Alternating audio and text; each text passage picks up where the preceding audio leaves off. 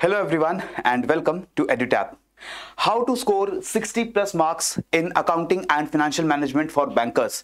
AFM का subject JAIB examination के one of the most ट्रिकीएस्ट subjects में से एक है और specially the students from non commerce backgrounds, उन स्टूडेंट्स के लिए जो इंजीनियरिंग बैकग्राउंड से या साइंस के बैकग्राउंड से आते हैं, उनके लिए ये सब्जेक्ट थोड़ा ज्यादा ट्रिकी महसूस होता है। लेकिन इस वीडियो के अंदर मैं आपके साथ शेयर करने जा रहा हूं वो स्ट्रैटेजी जिसको यूज करके I was able to score 74 marks in the AFM component in the JIB examination conducted in 2023। और वो स्ट्रैटेजी क्या है वही मैं आपके साथ शेयर करने जा रहा हूं, तो इस वीडियो के साथ एंड तक बने रहिएगा। और अगर ये वीडियो आपको सही लगती है, इसमें स्ट्रैटेजी जो मैं शेयर कर रहा हूं वो आपको सही लगती है, तो प्लीज चैनल को सब्सक्राइब करिएगा और बेल आइकॉन दबाइएगा ताकि ऐसी और वीडियो जब हम अपलोड करें हमारे चैनल पे तो वो आपको तुरंत अपडेट के साथ अवेलेबल हो जाए। Right now if I talk about this particular exam, बहुत सारे लोगों को 50 प्लस मार्क्स लेने में भी यहां पर बहुत प्रॉब्लम्स आती हैं and the reasons are very simple. First of all the subject is very tricky, I very much understand it. ये सब्जेक्ट बिल्कुल भी आसान नहीं है। इस सब्जेक्ट में जो क्वेश्चंस आपको एग्जाम में देखने को मिलते हैं those questions again are very conceptual questions as well as आपके न्यूमेरिकल्स और प्रैक्टिकल क्वेश्चंस भी एग्जाम में आपको आते हैं जो कंफ्यूज कर सकते हैं किसी भी एस्पिरेंट को। अब इस सब्जेक्ट को तैयार करते हुए आपको दिक्कत इस वजह से भी आती है क्योंकि आपके पास इतना टाइम नहीं है, आपके पास कोई ऐसा मेंटोर या ऐसा कोई टीचर या ऐसे सोर्सेज अवेलेबल नहीं है जहां से आप इजीली सब्जेक्ट्स को, टॉपिक्स को पढ़ करके अपनी कंसेप्ट क्लैरिटी लेकर आ सको।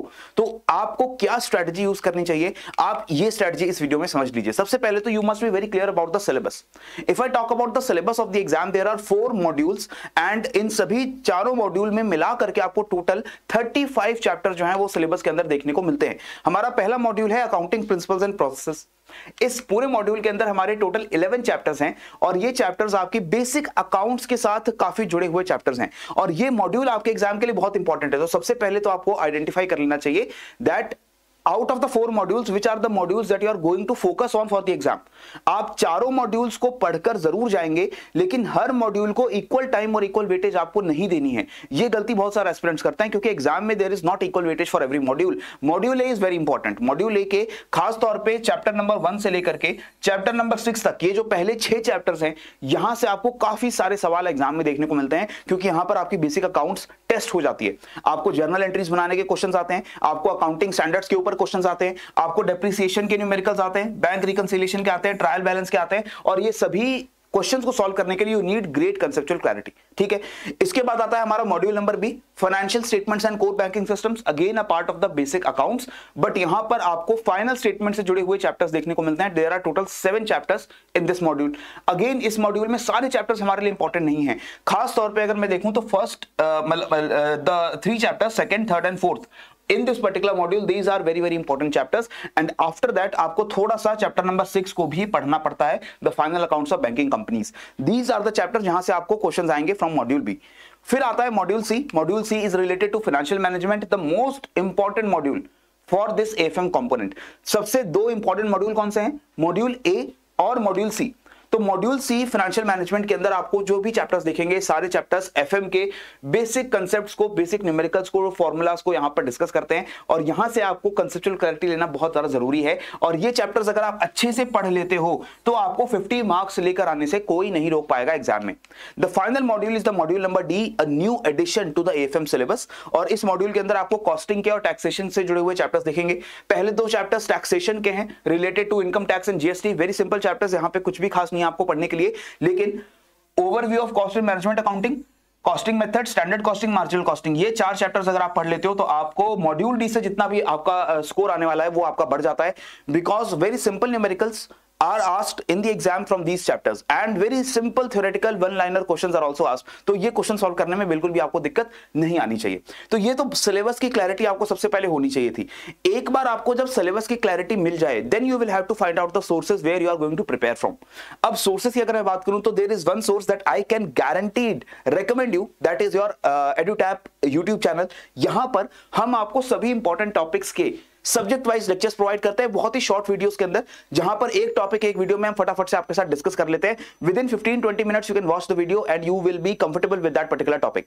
इसके साथ साथ हम आपके साथ PYQ सॉल्व करते हैं, हम आपके साथ ऐसी स्ट्रेटजी वीडियोस लाते हैं जहां पर आपको स्ट्रेटजी शेयर की जाए, प्रीवियसली जो क्वेश्चंस पूछे गए हैं PPB में, AFM में, IIFS, RBWM, उन क्वेश्चंस को भी आपके साथ डिस्कस कर लें। सो ये सारी चीजें YouTube पे तो absolutely free of cost available है, but if you are looking for a course to purchase for 2024 JIB examination, I can recommend the course launched by EduTap. इस कोर्स में आपके पास ऑप्शंस है, आप चाहे चारों मॉड्यूल्स का कोर्स ले सकते हैं फॉर ऑल द 4 सब्जेक्ट्स, या फिर आप एक पर्टिकुलर सब्जेक्ट का IIFS, PPB, AFM इनका अलग से अगर कोर्स चाहते हैं सिर्फ एक सब्जेक्ट का, तो वो कोर्स भी आप परचेज कर सकते हो. And this time this course is available with 75% discount for a limited period.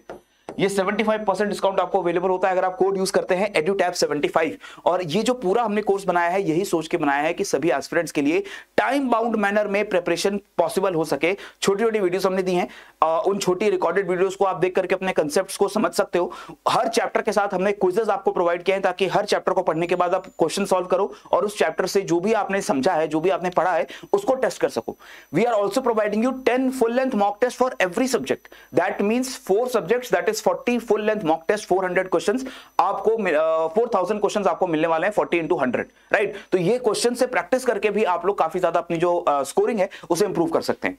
अब AFM की अगर हम पर्टिकुलरली बात करें, first of all you have to understand what is the weightage in the examination for the different components. अगर मैं यहां पर मॉड्यूल वाइज बात करूं तो सबसे इंपॉर्टेंट हमारा मॉड्यूल A, उसके बाद मॉड्यूल सी और मॉड्यूल ए, दीज आर रफली having the same weightage in the exam. तो ये 2 मॉड्यूल भी आपको पढ़ने बहुत जरूरी हैं. इसके बाद मॉड्यूल बी और मॉड्यूल डी से सवाल आते हैं. मेरा आपको रिकमेंडेशन है कि आप मॉड्यूल ए, मॉड्यूल सी और मॉड्यूल डी, ये 3 मॉड्यूल ही अगर पढ़ लेते हो तो आपको मॉड्यूल बी से बहुत ज्यादा फर्क नहीं पड़ेगा. अगर आप इग्नोर भी करना चाहते हो मॉड्यूल बी को, you can do that, but my opinion is that in every module there are certain chapters which are very important. उन चैप्टर्स से आपको ज्यादातर सवाल आते हैं, तो उन चैप्टर्स को, उन टॉपिक्स को पढ़ना बहुत जरूरी है.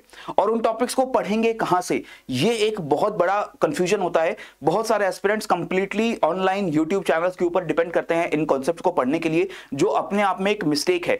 This might work for some of you. कुछ आप में से लोग जरूर यूट्यूब वीडियोस देख करके समझ जाओगे कंसेप्ट्स को, टॉपिक्स को, लेकिन ये सबके लिए पॉसिबल नहीं है. तो मैं आपसे रिकमेंड करूंगा कि आप अकाउंटिंग की एनसीईआरटीज को यूज करिए.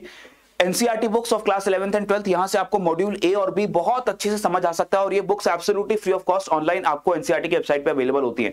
लेकिन यहां एक दिक्कत है. दिक्कत यह है दैट एनसीईआरटी बुक्स अगर आप पढ़ते हो तो आपको लगेगा समय, टाइम आपके पास नहीं है. You have a shortage of time. So time save करने का दूसरा तरीका और सबसे बेस्ट तरीका क्या है कि आप IIBF की बुक को यूज करिए, जो पब्लिश की है मैकमिलन एजुकेशन ने, और IIBF बुक इसको रेकमेंड करता है. लेकिन ये बुक से अगर आप पढ़ने जाओगे तो आपको टाइम शायद कम लगे, लेकिन again the language used in this book is not very easy. तो थोड़ा सा पढ़ने में लैंग्वेज थोड़ी आपको मुश्किल लग सकती है. पढ़ते वक्त आपको कंसेप्ट समझने में थोड़ी मुश्किल हो सकती है. लेकिन वहां पर आपको ये सोचना है कि एक कोई ऐसा मेंटोर, कोई ऐसा फ्रेंड, कोई ऐसा फैमिली मेंबर जिसको अकाउंट्स थोड़ा आता हो, जिसने अकाउंट्स पहले पढ़ा हो, उससे अगर आप समझ लेंगे तो वो बहुत कम समय के अंदर आपको अकाउंट समझा सकता है. और उसके बाद आप इस बुक को जब पढ़ोगे तो आपकी क्लैरिटी ज्यादा बेहतर होगी. तो अगर आप नॉन कॉमर्स बैकग्राउंड से आते हो, आपने कभी अकाउंट्स नहीं पढ़ा अपनी लाइफ में, and you want to read accounts for the first time for this subject, so if you are directly going on to this book, you might find it difficult. आपको समय ज्यादा लगेगा. तो एक रिकमेंडेशन जरूर ये मानिएगा कि किसी पर्सन से पहले अकाउंट समझ लीजिए जो आपको कंफर्टेबल लैंग्वेज में समझा दे, और उसके बाद आप इस बुक के ऊपर जंप करिए. ठीक है. From this book you will have to cover all the chapters, क्योंकि इस बुक के अंदर से ही आपको सारे क्वेश्चंस आते हैं. उसके बाद आपको अपना सिलेबस स्ट्रीमलाइन करना है. आपको 100% सिलेबस कवरेज नहीं करनी है. आपको वो टॉपिक्स आइडेंटिफाई करने हैं जिससे 60+ मार्क्स आते हैं. अब वो टॉपिक्स कौन से हैं, कैसे आइडेंटिफाई करोगे आप, I will tell you those topics in this video, right. इसके बाद you will keep the PYQs, you will solve the previous year questions, ताकि आपको पता रहे किस तरीके के सवाल एग्जाम में आते हैं, किस नेचर के क्वेश्चंस होते हैं, किस डिफिकल्टी लेवल के क्वेश्चंस होते हैं. And after that you will go for the proper approach for this exam. You will read first of all topics, you will understand the topics, then you will revise and then you will practice mocks. Practice के बिना अगर आप exam में जाएंगे तो कोई guarantee नहीं है कि आप कितना अच्छा परफॉर्म वहां पर कर पाओ, क्योंकि एग्जाम में परफॉर्मेंस देना और पढ़ाई करके सब्जेक्ट को समझना, these are two different things.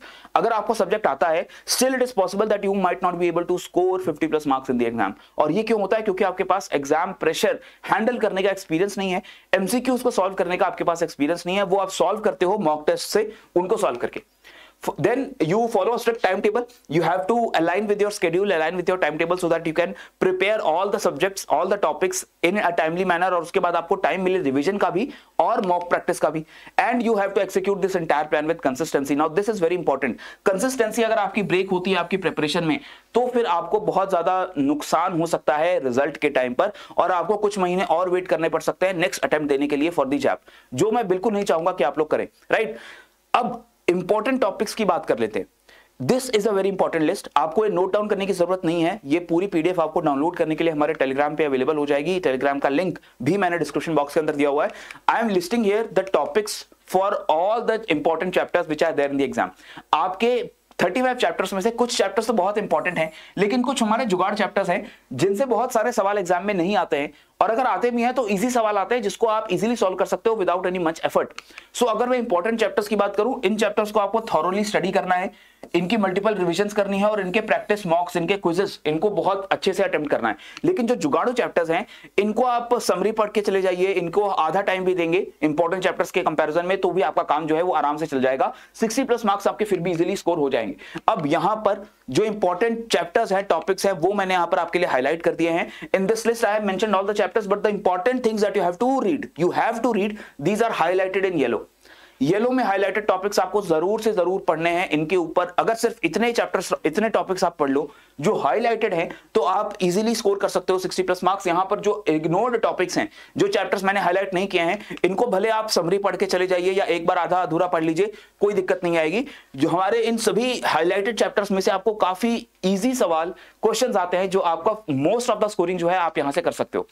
Then comes your module B. Module A में अराउंड 6 घंटे देने के बाद आप मॉड्यूल बी पे आते हो। मॉड्यूल बी के अंदर जो आपके चैप्टर्स हैं, आप highlighted the important chapters, and then finally the questions which are asked in the previous years, these questions are also there. ये क्वेश्चंस देखकर आपको पता चल जाएगा कि the questions which are being asked, these are not very difficult questions. जो numericals आते हैं, जो मल्टी स्टेटमेंट क्वेश्चंस आते हैं, वो आपके 2 मार्क्स के क्वेश्चंस होते हैं, जिसे सॉल्व करने में थोड़ी बहुत आपको एग्जाम में डिफिकल्टी आएगी। Otherwise the rest of the questions, 1 marker and half marker, you can easily solve them if you have read the important chapters there, right? So module B के chapters को complete करने में you will take around 3 hours, minimum 3 hours for this. Then comes module C, the most important module for this component, module A and module C. Module C के भी highlighted chapters आपको जरूर पढ़ने हैं। इनके ऊपर आपको न्यूमेरिकल्स आते हैं, इनके ऊपर डिफिकल्ट क्वेश्चंस भी आते हैं, कंसेप्चुअल क्वेश्चंस भी आते हैं, तो थोड़ा ध्यान से हम मॉड्यूल सी की स्टडी यहां पर करेंगे। और मॉड्यूल सी को पढ़ते वक्त हम ये भी ध्यान रखेंगे कि हम डेफिनेशंस को पढ़ें, नंबर्स को पढ़ें, फॉर्मूलाज को याद करें, और उन फॉर्मूलाज से जुड़े हुए जो एमसीक्यूज हैं, उन एमसीक्यूज को भी सॉल्व करके जरूर देखें। कम से कम 6 घंटे जरूर लगेंगे आपको मॉड्यूल सी प्रिपेयर करने में। And finally is your module D related to taxation, where you have to read these 4 chapters, and again reading these chapters, क्योंकि नया एडिशन है, बेसिक कंसेप्ट यहां पर डिस्कस किए गए हैं, इसको आप कम समय के अंदर 5 घंटे के अंदर भी चारों चैप्टर्स को कवर कर सकते हो, right? So these are the important topics and chapters. Now how your timeline should look like if you are going to prepare them. So her module के लिए मैंने जो डेज हैं वो यहां पर आपको डिवाइड करके दिखाए हैं कि अप्रोक्सीमेटली कम से कम इतने दिन आपको देने ही पड़ेंगे हर एक मॉड्यूल के ऊपर उनको पढ़ने के लिए, क्योंकि आप दिन में 1 या 2 या 3 घंटे ही ज्यादा स्टडी पे दे पाओगे। That I know, you can not give more than 3 hours per day for study. और अगर आपके जो वीकेंड्स पे हॉलीडेज होती हैं, वीक ऑफ्स होते हैं, संडेज को या सैटरडेज को, वहां पर आप ज्यादा समय लगा भी ले, लेकिन वीकडेज में 1 घंटा 1.5 घंटा निकालना भी आपके लिए मुश्किल हो जाएगा। That I am very much aware about. इस वजह से मैं आपको ये इतने दिनों का लीवे आपको दे रहा हूं, so that you can go ahead and read all those important topics from here. अब अगर आप खुद सेल्फ स्टडी करने जाओगे तो ऑटोमेटिकली आपके लिए चीजें थोड़ी सी मुश्किल हो जाएंगी, but self study is the best way that I recommend. अगर आप कॉन्फिडेंट हैं, आप अपने डिसिप्लिन के ऊपर आपको विश्वास है, तो आप सेल्फ स्टडी करिए। सेल्फ स्टडी से एग्जाम बहुत इजीली क्लियर हो सकता है। लेकिन अगर आप टाइम की कमी की वजह से, सोर्सेज की अवेलेबिलिटी की वजह से, या फिर अपना जो आप स्केड्यूल बनाएंगे उसमें आप स्टिक नहीं कर पाएंगे, अगर आपको ये डर है, तो आपको मेरी रिकमेंडेशन है कि कहीं से एक कोर्स आप जरूर परचेज कर लीजिए which can help you keep on track, जो आपको ट्रैक पे रखे, आपको कोर्सेज के जो भी सोर्सेज हैं पढ़ने के लिए वो अवेलेबल करवाए, टेस्ट सीरीज अवेलेबल करवाए, ताकि आपको कहीं और ना जाना पड़े अपनी प्रिपरेशन को बेहतर बनाने के लिए। So that kind of a course, चाहे वो एडुटैप का ले चाहे कहीं और का ले, but please do make sure कि आपको मल्टीपल अटेम्प्ट्स ना देनी पड़ी जैब एग्जाम की, और आप एक अटेम्प्ट में मेहनत करके इस एग्जाम को क्लियर कर लें। If you are looking to explore the courses, I would recommend you एक बार ये हमारा कोर्स जरूर एक्सप्लोर करिए। आपकी कौन सी नीड यहां पर पूरी नहीं होती, कौन सी जरूरत यहां पर पूरी नहीं होती, अगर कोई ऐसी जरूरत है जो नहीं पूरी हो रही तो उसके बारे में बताइए। We will make sure that we fulfil those requirements. But I think all the major requirements for recorded videos, live classes, revision notes, chapter wise MCQs, chapter wise quizzes and full length mock test, each and everything is being met here. इसके साथ साथ आपको mentor guidance भी यहाँ पर जो है free of cost available होती है। आपके साथ चारों सब्जेक्ट्स की faculties are always there on call, on email to guide you, to make you understand the important and complex topics. Everything is available here from Edutap for your side. इसके अलावा भी किसी भी तरीके की हेल्प या आपको स्ट्रेटजी की गाइडेंस चाहिए, किसी भी तरीके की गाइडेंस चाहिए, you can always drop a mail at hello@edutap.co.in and our faculty, our support staff will always be there for you to help you out, right?